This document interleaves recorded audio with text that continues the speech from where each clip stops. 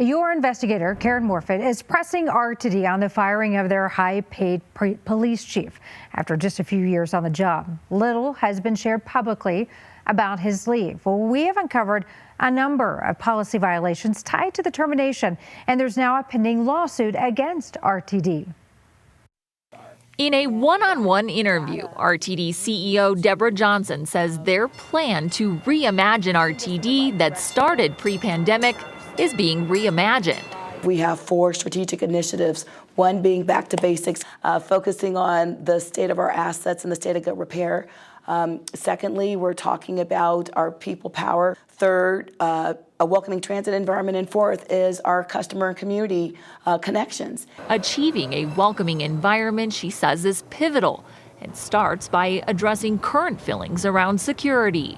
Perceptions, attitudes, and opinions relative to one's personal security. Johnson points to changes already in the works, like increasing RTD's police force, using canines, and an elevator pilot program to deter illegal activity at different stops. With our latest customer survey, we have seen an uptick in people's perceptions about feeling safe on the system. Many of those changes launched under former RTD Police Chief Dr. Joel Fitzgerald, who was suddenly put on leave last July and ultimately fired. The public was left in the dark as to why. We questioned Johnson about it at the time. Can you explain what the policy violation is? No, I do not. That's none of your concern. She refused to respond.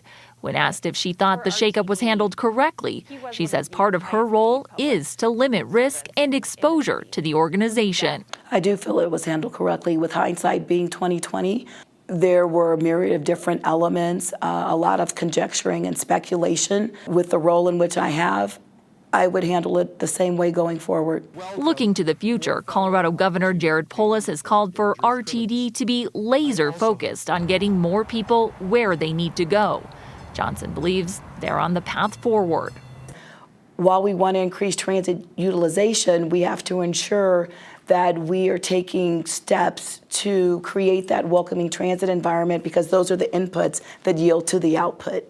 Johnson says they are working with a national recruitment agency to find a new chief, and she says that process is already underway. In Denver, Karen Morfitt covering Colorado First.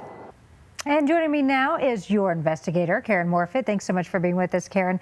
And of course, that was really the first opportunity to talk with her, to ask her some questions about the chief's leave and why the public was left in the dark. Yeah, you saw our interaction prior. That was in the fall. We had the opportunity to ask her, did she think that was handled correctly? And she did stand by that decision. She continued to say, despite RTD being a public agency that gets public tax dollars, that she felt like that was her role as CEO to limit exposure, limit risk. And she also added that Chief Fitzgerald has his own rights. And so she stood by that decision.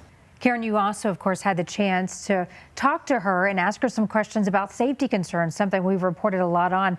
Since you did this story, RTD board has set some new performance goals for Johnson. Yeah, and this happened in a public meeting. Those goals largely center around improving service. They want light rail and bus services to be more on time more often. They want them to be more accessible and have better options. They also talked a lot about ridership and increasing. They want to see more people on these light rail carts. They want to see them on the buses.